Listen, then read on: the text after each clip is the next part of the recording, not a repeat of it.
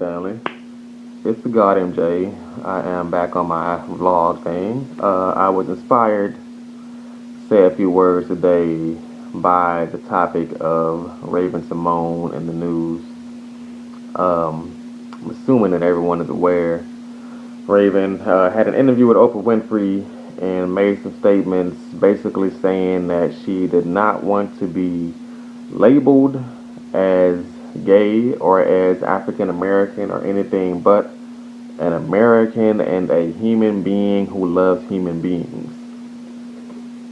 Uh, Predictably, there is some controversy about that viewpoint, and I just wanted to give my 2 cents because it relates directly to a few different things I'm working on actively in my life right now. First of all, I don't agree with Raven's stance on the issue. I believe that the primary reason why Raven and other people like her, a lot of millennials, are willing to use this line of not wanting to wear any labels is because of a lack of knowledge of history.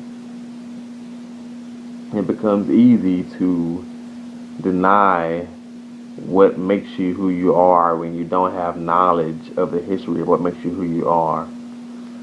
When you have knowledge of all the little things, all the small cultural subtleties that make you Vietnamese or Bengali or Irish or whatever the case may be,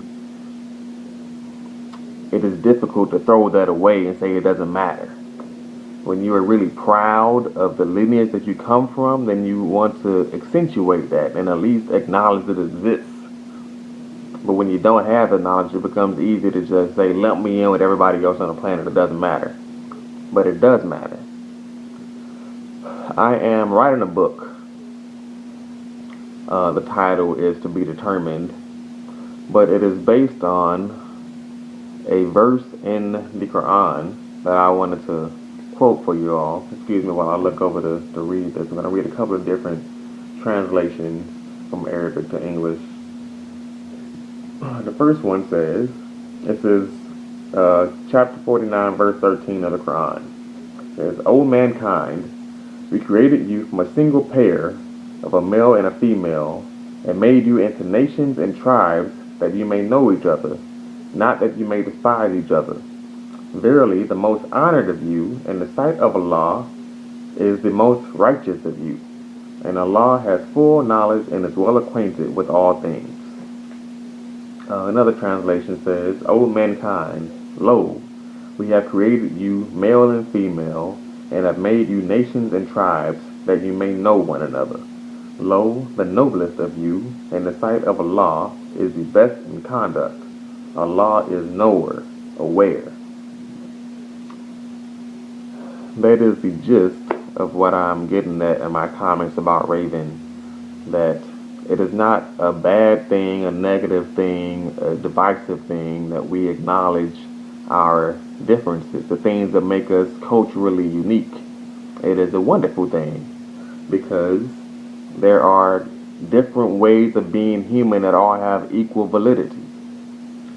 The premise of my book is that there are four basic modes of humanity, four major supercultures, four races, you may call it, that evolved historically by being geographically separated from each other. You have the native people of the Western Hemisphere, you have the people of Africa, you have the people of Europe, you have the people of Asia, roughly speaking. All these people, at a certain period in history, for thousands of years, were geographically separated, and in response to their unique environments they found themselves in, they developed unique cultures or unique ways of being human and passed those down over thousands of years. Over time, people spread out. Globalization gradually started. Things started to mix and become less easily differentiated from each other. But still, we can make some basic delineations about these four basic cultures that the world has.